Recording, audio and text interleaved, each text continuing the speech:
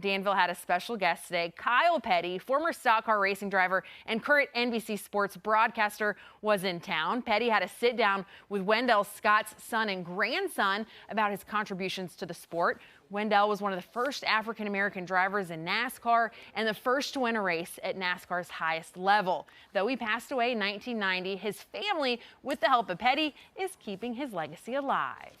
We did a live taping of NBC Sports Coffee with Kyle, and so we're here with Mr. Kyle Petty, good friend of the family.